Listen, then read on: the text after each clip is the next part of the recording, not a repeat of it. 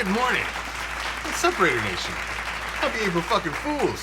I am the Commish, and this is your April Fools Raider Reaction morning show. Getting you kicked off here on a freaking hump day. Thank you for joining us. As always, quarterback has been one of the hot topics all off season, and now, supposedly, we're bringing fucking Justin Herbert in, the pretty boy from Oregon with the cute little flowing hair and the man bun and the little hairband in his pro day, and I just can't get behind the pretty boy. But the conversations are now up there about maybe, hey, would the Raiders jump up? Would they possibly trade up to get him? They're thinking about trading Carr now that they brought Mariota in, blah, blah, blah, blah, blah. There's a lot of scenarios, even more, continue to pop up as they will all goddamn offseason. That's just what the NFL offseason is. So the talks will continue. All right, Ian mentioned the Raiders having a virtual meeting here with Justin Herbert. DJ, they're picking 12 and 19. Are they a team that could be moving up for Justin Herbert here? First of all, I will add the Raiders IT guy to my prayer list because I know Mayock and the FaceTime thing, that can't be going smoothly. But I will say I don't think the Raiders are going to trade up. I think if you look at the needs they have on that roster, especially at the receiver position, I just think they'll sit at 12. If Herbert were to fall to 12, I could see them doing that. But if he's gone, I think you got so many other needs to address. I don't see them trading a bunch of those picks to launch up to get a quarterback. But DJ, John Gruden, if we know one thing about him, always is in the quarterback business. If he has one quarterback, he needs 10 quarterbacks. That's true. I mean, they collect quarterbacks. I think Marcus Mariota can be his project, though. That's like the car that he gets to work on in the garage. That's going to be the project there for John Gruden. When you're talking about draft, you got to look back at what this regime did in 2019. We looked earlier in the week at Cleveland Farrell. Here's another hit that really showed up in the second half of last season, and that's Trayvon Mullen. Trayvon. Hey, how you doing? This is John Gruden with the Raiders, man. How's it going? Doing, Coach? It's going good. You want to be a Raider? Yes, sir. Hey, be ready to work, baby. Hey, we got something special to do. You know how we coming. You ready? Yes. Hey, you ready to be a Raider, dude, or what? Yes, sir. Yes, sir. I told you that. I'm ready, Coach. There's a young man that's got a bright future in front of him. He's tall, he's speedy. I think he's going to be big for the defense in years coming. Block on the slant, incomplete. Trayvon Mullen, good coverage on Cortland Sutton. Second down and 19 now. Finley back to the 2, flushed out of the pocket, in a run. Mad Max trying to get at him. He'll fire the ball, and it is intercepted. Wrestling forward is Trayvon Mullen. People were asking me coming in how Trayvon was going to do. And Trayvon, that I see, is he kind of feels his way, and then whenever he's ready, it's his time, he goes and attacks it. Here's a 1st and 10 throw, broken up beautifully by Mullen on a pass intended for D.D. Westbrook, incomplete. Well, this is impressive. This is why you draft Mullen where you did, and they come right back at him, which you can't hardly fault Jacksonville. He does a terrific job sitting on that route. Look at you talk about having corners with long arms. Al Davis always liked corners given with long arms, big levers.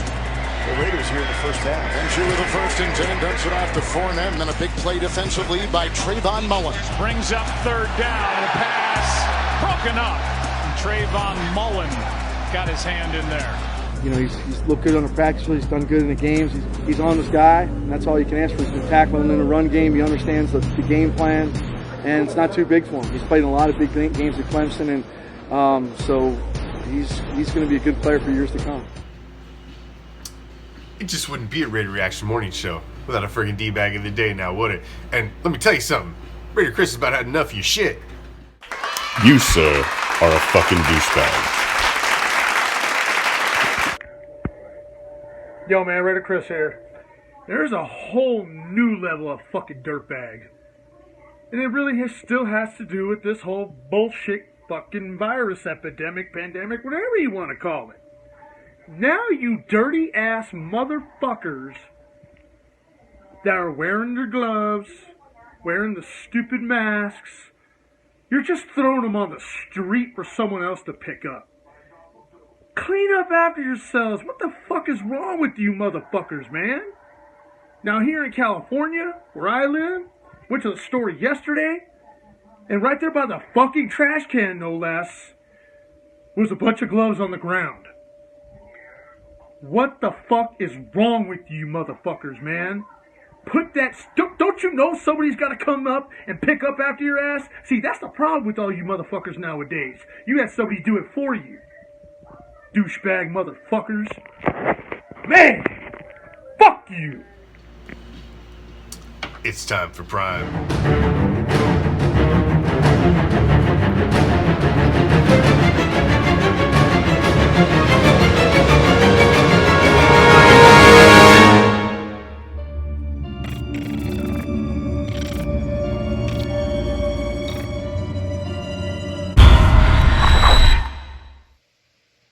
Good morning, everybody, on the Raider Reaction Morning Show. And everybody tuning in. This is Prime, and this is the Prime Cut. Well, you know, I like a lot of sports, but I love the NFL. Why? Because it's the shield, man. It's the shield. And despite everything else shutting down and being, postponed or canceled or suspended or what have you, nope. The draft is going to happen on time, apparently, so says the NFL. And in fact, not only are they so tough that they're going to go ahead and go on with the draft, it's going to be in a different format, but also they're going to add a game, not only are they adding a game, but no, they're adding a playoff position. So now there's going to be 7 teams from each conference going to the NFL playoffs each year. That is just absolutely nuts. I mean, I don't know if I agree with it or if I don't agree with it. Now only one team gets a bye week, But I tell you what, I'm going to look into this further. And if you'd like to discuss that with me, you can tune in tonight with the Prime Extended Cut. That is going to be at 9 Central, which, of course, is 10 Eastern and 7 Pacific, I believe. Anyway. So, man, the NFL's still making moves despite everybody shutting down, and that's what I like about them. I have to admit, I can't agree with it more.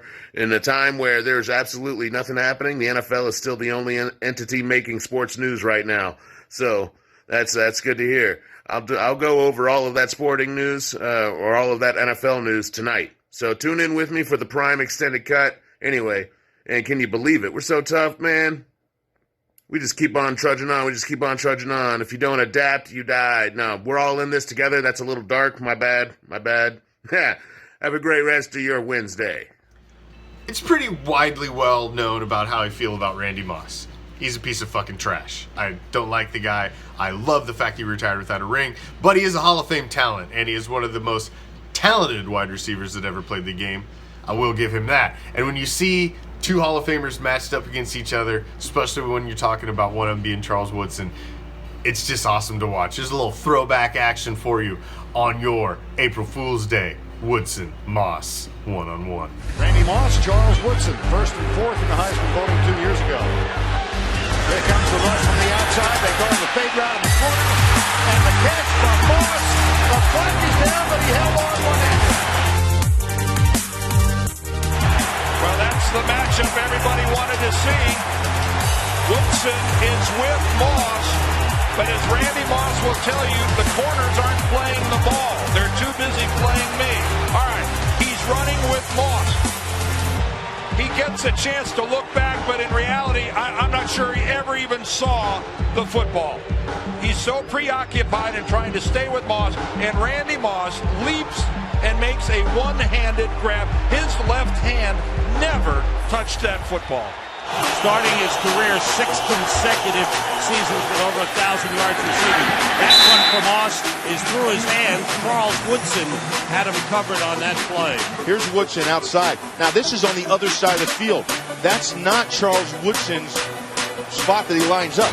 Charles Woodson, that's the matchup. Wherever Randy Moss goes, Woodson's going to go to that side of the field. On 2nd and 10, gets time again, now being pressured, and completes to Randy Moss for a first down inside the 30. Randy Moss was covered initially by Woodson, but Randy Moss, when he runs his route, if he's covered, he'll freelance after that. On 2nd down and 1, the blitz coming late, the short pass over the middle of Moss, complete for a first down. Charles Woodson on the tackle. They shut down Randy Moss. He's caught only 4 passes for 25 yards, none in the second half. Culpepper steps up, goes for Moss in the end zone, overthrown. And Charles Woodson all over him as he has been the entire game.